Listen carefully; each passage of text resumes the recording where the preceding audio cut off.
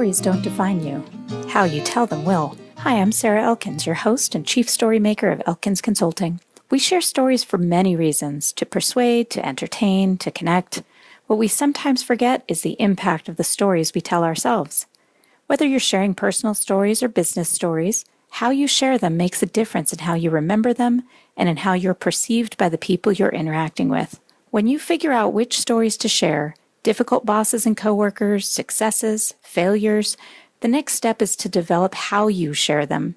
Have you figured out your patterns, your roles in those successes, the discomfort and your challenges? In this series, you'll hear stories that will resonate with you. You'll nod your head in understanding, and then we'll dig into the lessons from each of those. How many times have you been sharing a story only to be interrupted by a person eager to share his own? When I'm working with clients on communication skills, I remind them to listen for understanding, not to respond. But during this podcast, I'm asking you to listen and consider your own related stories, to listen and consider which stories in your life might have impacted you in a similar way. I'm sitting here in a delicatessen in Portland, Oregon with my friend Orendorff. We met on LinkedIn a few years ago, and I always just remember being impressed with some of the marketing strategies and ideas that he shared, and just his charisma online just was attractive. So I asked him, since I was going to be in Portland, to meet up with me and have a conversation that we could record, and he graciously agreed. So we're sitting in Elephants on Corbett, one of two Elephants delicatessens here in Portland. So if you hear the background noise of other people talking, that's what that's about. So thank you for joining me, Aaron. I really appreciate it. You really undersold how amiable or nice I am about us meeting. What she didn't tell you is I gave her so many runarounds of where to meet and then eventually just picked an amazing spot that also just happens to be minutes away from where I live and work. So you were very kind about my wishy-washiness. Oh, I appreciate you taking the time. I mean, I have a big flexible schedule while I'm here in Portland, and I know that you are not on that kind of flexible schedule just yet. Not today, anyway. But when you come visit me in Montana, we'll be more flexible. Yeah, we'll do it on Montana time, which I'm sure is more chill than my usual standard operating procedure. In most places, Montana is pretty darn chill. It's kind of crazy. As a matter of fact, it's funny you say that because I was in New York City last week, and I found myself, when I was getting on the subway or even walking down Broadway or 7th in Manhattan, I found myself rushing, like going between people like I was a little car driving in the traffic. And I found myself rushing along, even if I wasn't in a hurry. And I realized that even after 20 years, moving from Washington, D.C. to Montana, 20 years ago, I still have my city person. We were nerding out just a moment ago about one of my favorite behavioral economists, Dan Ariely. And yeah, I think he's one of the people, or there's multiple people who have done studies on the rate at which people walk in different cities. And we're such creatures of our environment. It's not on you. We're hardwired. That's so funny because I saw other people, tourists just wandering around looking up at the signs and gawking at everything. And I just didn't need it. For the most part, we adapt and we just pick up whatever's going on around us. Yeah. That's so funny. I'm going to have to read more from that guy. So tell me what it is that you do that you find particularly satisfying in your work. I am a B2B content strategist, primarily in the e-commerce/commerce space. So I find myself in this weird overlap between somehow seeming to have authority in e-commerce, B2C e-commerce, and yet having none. In reality, at least that's what it feels like to me. What I know how to do is sell B2B tech in the commerce space to other companies who then sell through those tools to end consumers, to the actual B2C customers. I love working with clients who are subject matter experts, genuinely in love with what they do. Wicked smart, way smarter than me, and yet don't know how to take that information, that passion, what they do, and make it rank, make it emotional, make it clear, make it structured, build a tool or an ebook or some sort of asset that someone can actually take what's inside their mind and use it in their own business.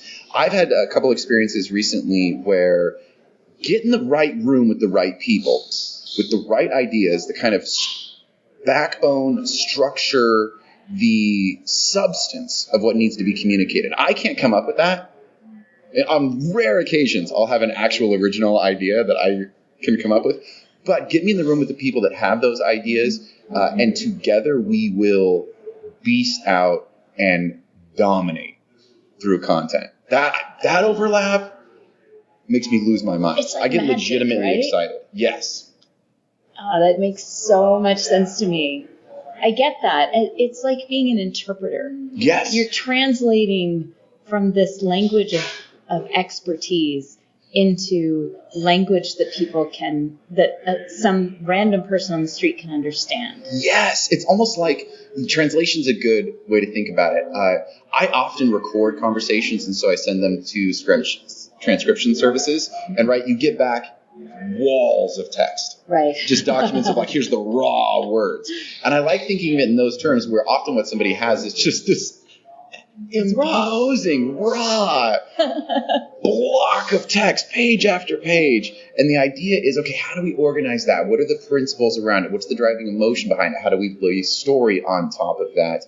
And how do we make it so it becomes a genuinely valuable and useful asset to somebody in their business, so that then that content, and that's the real magic of content, so that content then becomes the gateway into doing real business with that organization because of it. That's exactly what I love about what I do.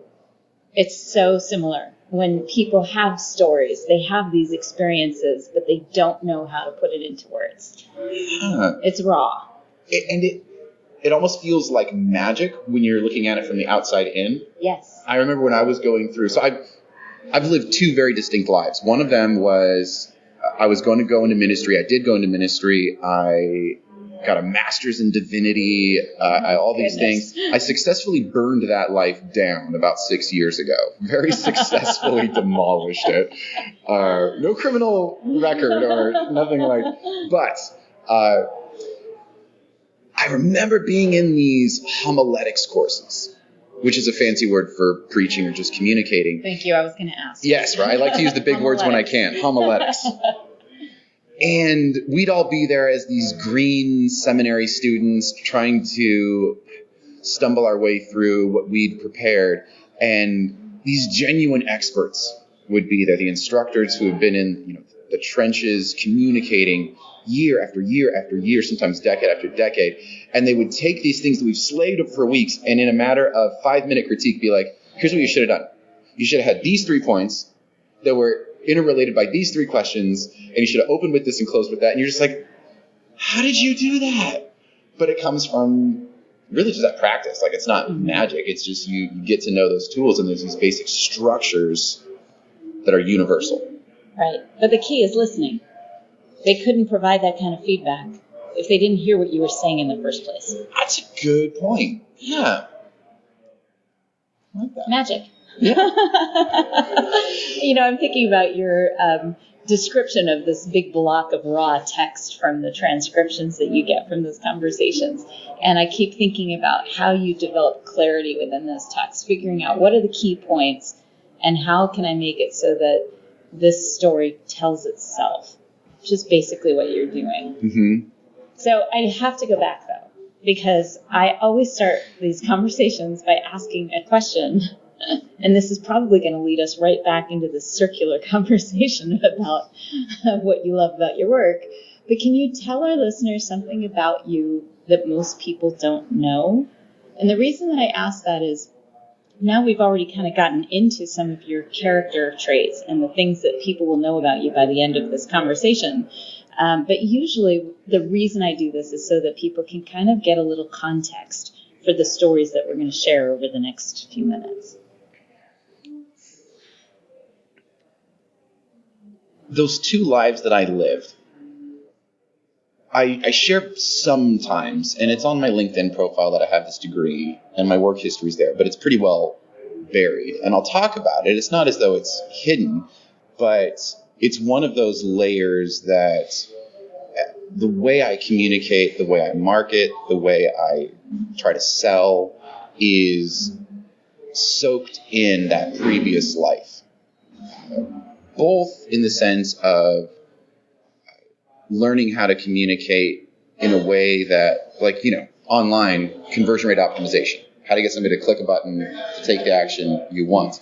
It's delightful to me that my previous life, my advanced graduate degree, is also on conversion, but in a completely literal different literal conversion.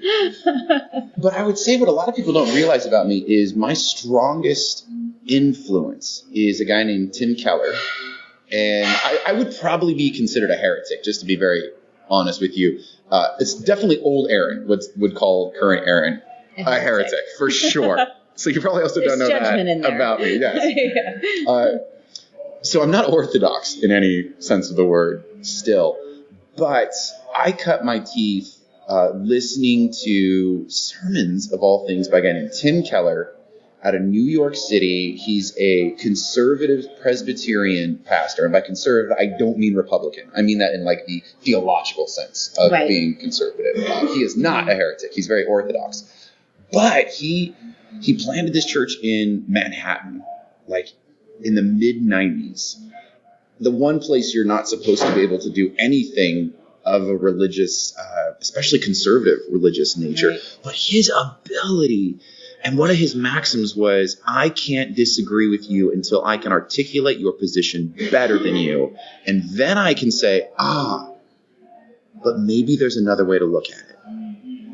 Or the way he talks about aligning an argument and rooting it in what someone already either believes or wishes were true of the world, and saying, this is what you want. This is what your heart desires. These are the fears. I understand that. I can paint a vivid portrait of it. And it just so happens my worldview may actually fulfill those better than the one you're currently holding. Let me show you how. It's just those sort of things. Wow. Yeah. And so it's what is this? So I approach marketing, sales in that same sort of, what does the person actually want? We're not trying to change desires. We're trying to channel them. And all of that comes from this very theological, philosophical place that most marketers don't touch with a 10-foot pole. You're right. I would not have guessed that that's where your themes and strategies come from. I mean, I would never have guessed that. And of course, it's so dirty that I've warped them all now to serve for marketing, right? It's took all these wonderful ideals, and I'm now let's market with them. Well, but I keep coming back to the difference in that when you're using these tools, you're not, as you said, trying to get somebody to buy something that they don't need or want. You're channeling those needs to what you can provide, or what your service provider, your client can provide. Absolutely. That's the goal. I mean, still to do it ethically. Absolutely. Right. Yeah. Well, that's good. Yes, right? So it sounds like there is so much more to the story of how you left your first career. Was that your first career? Absolutely. I mean, my undergraduate work, my graduate work, my trajectory in life that was the dream. So what woke you? I mean, what changed? A life event that was completely out of my control went down. Just this wrecking ball of an event I had nothing to do with, I played no part in. This thing happened, and I responded by then building a bomb of my own making, fueled by resentment, by anger, by this is not what I deserve, by entitlement. And when you do that, right, even if the first event, and maybe this, just speaking in generalities for it, maybe that's a good way to put it, because stuff happens to us, and it's our response. And my response was, let's make it incredibly worse. Were you about 30? I was in my late 20s, about 30, and then successfully made that bomb explode when I was about 31. Yeah. This was about 6 or so years ago, and that's when the second career, marketing, was born out of necessity. Do you want to know why I asked you if you were around 30? Did you do something similar? I think it's actually a really common thing. Yes, I did something a little bit similar, but I was in a different place. I mean, we had just moved to Montana, and I had flexibility, ridiculous flexibility in choosing how to define myself and find myself comfortable in my own skin. What I find is very common in your late 20s to early 30s, like 28, 29 to 31, 32, is that you're really focused on transformation, even if you don't know that that's what's happening to you. That you're finding that the discomfort in your skin has grown so dramatically that you do something dramatic to address it. That is a beautiful way to put it. Yeah, it's cliche. I don't know who originally said it. Well, it would only be cliche if it wasn't true. Yeah, when the pain of not changing, when the pain of the status quo, when the discomfort exceeds the fear and the pain of changing, that's when it's a beautiful thing. Oh, absolutely. It is, and it hurts like hell. And the saddest thing is that we don't necessarily go into it knowing this or with intention. No. And I keep thinking that the more we talk about it, that era in your life between like 28 and 31, 32, depending on who you are, sometimes it happens later, sometimes it happens earlier, but generally, I would say that the majority of people that I've coached, that was the pivot point. And you're right about the not knowing. We go into, in my case, very ignorantly.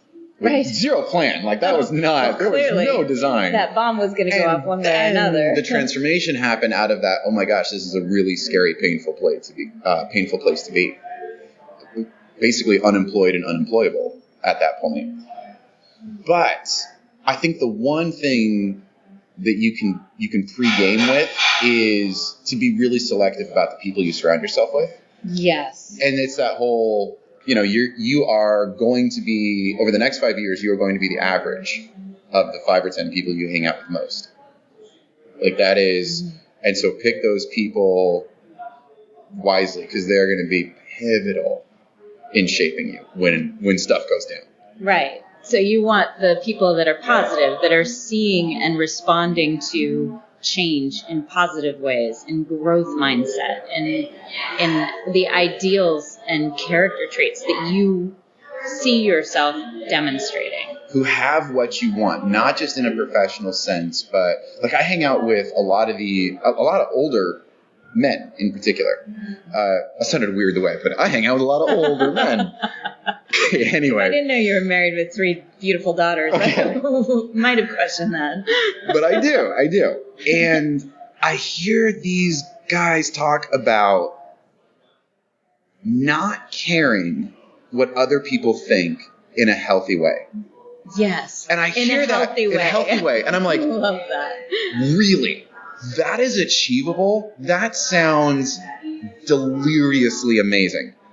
To actually disconnect and shrug off and hold lightly to that social expectation and what do people think of me and am I being judged and oh my gosh, things are going to go wrong. To be able to let go of that just seems impossible. But I'm hanging out with these people who talk about it and I don't think they're lying. So all I can really do is like, okay, I'm just going to keep close to these people. And they're demonstrating, they're modeling what that looks like, the actions that you have to take to get there. They're modeling it. Right, which just goes right back to the whole we walk faster when we're in big cities. Like who we hang out with, like the atmosphere, you're going to absorb it. Yeah. Yeah. Yeah. Wow. So who was the person? This is usually pretty obvious in your head, but you might not have thought about it until now. Who was the person, whether it was a positive or negative influence, that got you from that implosion state of the bomb going off, being unemployable and unemployed, to recognizing the hope and ambition for your future? I mean, there must have been a person, positive or negative, that triggered that self-reflection and change. there is a host of people, two in particular. There was one guy, Rob. I used to live in Klamath Falls, Oregon. Rob lives in Eugene now. I'm here in Portland now. Rob, I think, is about my age. And Rob was one of those people who I didn't know before everything went down, but I got to know him really well in the immediate aftermath. And he was really a guide, a mentor, in a very hardcore sense. I did a lot of work with Rob of digging into what went down, who am I, let's look at the really, really dark stuff. And he was so kind and he was so patient, and he was always just, what's the next step? What's the next step? Don't get overwhelmed. One foot in front of the next. And he was one of those people that had what I wanted. I mean, Rob was just comfortable in his skin. He was comfortable in his skin. He had a solid career. He had a lovely family. I mean, all these things that you couldn't see yourself there, yeah, really. So Rob was a huge part. And then, one of the people, and I don't think she really knows what a big role she played in this, was, Anne Handley? No, I don't know. Okay, she wrote Everybody Writes. She founded Marketing Profs. Cool. Wall Street Journal bestseller. Somebody I need to meet. New York Times bestseller. Yeah, she's just one of the godmothers of content and writing. Just an absolute amazing. And when I first started writing online, I had a website, and I wrote like 6 blog articles. It was me, my mom, and 30 monthly visitors to my blog. That was it. That's a start. It was a start. And I had stars in my eyes for people like Anne Handley or Joanna Wiebe from Copy Hackers. There's these marketing folks and out of the blue, Anne just cold emails me and says, I'm writing a new book. I really loved this article you wrote. It was this article about show them the puppy, is what I called it. And it's like, nobody wants to buy a leash or organic dog food or just show them the puppy. And then they'll buy the leash, and then they'll buy the... I think that's the first one I read of yours. Get out, really? For real, you see that one? So Anne emails me out of the blue, and because it was just at the starting point of everything, and I knew she was a goddess, Handley, right? Yeah, and she still is. That was one of those moments of, okay, I'm in the right place, like I'm doing the right thing. So she writes you this cold email. I loved your article. What did she ask you for? What was her action item? She wanted to include it in her book. She wanted to publish that article. Could I in her book. include a reference to it? I wanted to pull these parts out of it. I think this one section went really good. I want to quote it. Of course, yes. So many times over, yes. So what happened? Did you end up in kind of an email relationship with her? What happened after that? Well, the first thing I did was I asked for a backlink because I was just getting to know the online world. Oh, and I was SEO. like, you always asked for the backlink, right. Which she was very kind about explaining to me. This is a book project, so linking is hard. Yeah. But I'll show you lots of love otherwise. What happened was, after she reached out and a couple months later, all the book stuff was finalized, I then in the interim crafted what became my first guest post for Marketing Profs. Mm-hmm. Whole thing. Handed it off to Anne. Anne handed it off to the right editor at Marketing Profs. And that was my first guest post. And that set me on this trajectory of, okay, if I can do that once for them, maybe I can do it for Copy Blogger. Maybe I can do it for Unbounce. Maybe I can do it for Content Marketing Institute. Maybe I can do it for Entrepreneur or Fast Company or Inc. or, right, just Forbes, and whatever, right. That was because, so it was not only that kindness of someone noticing what I was doing, someone I really respected That's not noticing. Kindness, though, because she didn't know you. That's... Affirmation maybe is the right... Yeah, exactly. It was somebody affirmed that you were providing something of value. It was that. It felt like kindness because you were in a very dark place. Yes. But kindness was her response. This is why I can't give you a backlink. Kindness was her continuing to support you. And she has. But I'm just saying this. The reason I'm saying this with such alacrity, I just started using that word. It's a good word. My husband used it on our drive about a bad driver. She needs to pass with alacrity. But what I'm suggesting with speed, obviously not speed, and clarity, and maybe not the clarity, is that for our listeners, it only takes one right person to read what we're putting out there to make something change. You don't have to have 100,000 readers of your piece to change your life. I wish we were on video. You should see my physical body response to that. That is oxygen coming back into my world. Not that it was gone, but that is like one of those, that is breathing right there, what you just said. Because, yeah, it's lovely to have big numbers sometimes. But, man, I just saw Henry Rollins speak. Henry Rollins from Black Flag, and now he's doing everything under the sun, writing, doing podcasts, radio, all that.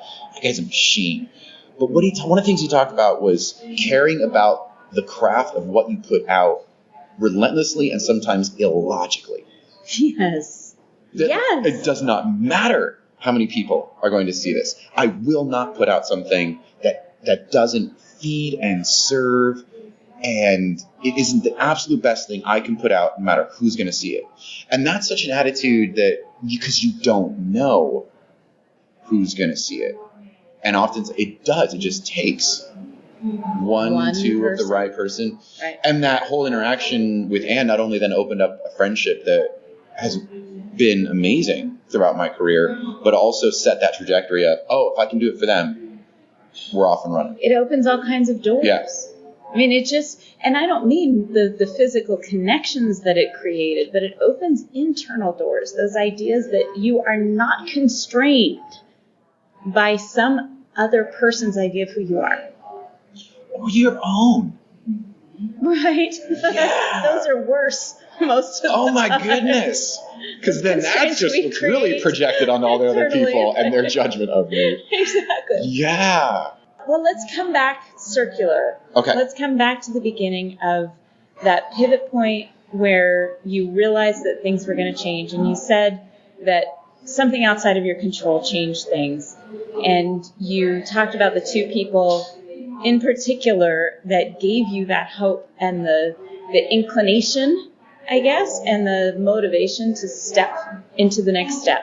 And I find it mildly ironic that we're sitting in elephant because of that old analogy of taking on a big project. How do you eat an elephant? One bite at a time. Mm-hmm. And not that I would ever want to eat an elephant, but the idea and that visual comes back to my head about the fact that you knew, and Rob said, that you need to take one step at a time. That every day you take one step and it changes things. It not only changes your internal messages, but it changes how people are perceiving you when they see you moving forward one step at a time. Mm-hmm. So let's go back to that. And if you ran into Rob again, I know you aren't as in close touch with him as you were because you've shifted locations and your life has shifted. But if you were to use his words to inspire somebody else, does that make sense? It what does. Would you say? It's not going to come off as the most inspiring, and I certainly mean it to. It's just do the work. And do the work that someone you trust who has your best interests in mind, has what you want, and is smarter than you and has done it before, tells you to do. You do the work and you do the right work. And I don't often know what the right work is, so I still lean on other people. And to put myself in that position of saying, I don't know, you tell me, okay, I trust you. That sounds like a lot. What's the next smallest thing I can do? And I'm going to do that. And I'm going to do that. But miracles happen when you just do the mundane work. Yes. Yes. I'm sitting here doing that same kind of breathing that you did when I talked about when it's the right person who reads your work or understands what you're putting out there. Only because I think a lot about an article I wrote years ago when I asked a friend to help me through a difficult time. I was in a bad job, and I asked her for help, and her first reference to me was biblical, and I'm not a religious person, and I almost dismissed her advice that I asked for. And that's what came up into my head when you said that. Do the work. When you have somebody that you admire and respect that is doing what you want to do, or something similar that has what you want to have in terms of the comfort in your skin and the career trajectory that you're leaning toward, trust them when they tell you to do the work. Yeah. You probably don't curse on your podcast, so I won't curse. I do every once in a while. But I would, I'll do the edited version of just do what you're effing told. Yes. And it's going to be all right. As long as you're hanging out with the right people. Right. It's going to be okay. And I have to say that leads me right back to the very beginning of our conversation when you said the magic in your job is translating. Because getting people who are a lot smarter than you to have these ideas, getting them to be able to clarify their thoughts and present something that people will understand, what that does is it acknowledges your strengths and it acknowledges theirs. And the fact is you can't do it by yourself. That's I feel like that is the absolute theme of our conversation before we even press record. Mm-hmm. People, relationships, the atmosphere we live in. Yes. Yeah. Absolutely. Erin, thank you for joining me on my podcast. Hopefully the background noise isn't too noisy for our listeners. I hope not, because this is probably the best conversation I'm going to have all month. This is fantastic. And we will continue this conversation offline, and maybe we'll do a follow-up in a little while. A clear one. That sounds good. Yes. A clear one. Thank you, Erin. I appreciate your time. Absolutely. Thank you for listening to Your Stories Don't Define You, How You Share Them Will. Please visit my website for more podcast episodes, blog posts, and information about how I can help you develop and share your stories at elkinsconsulting.com.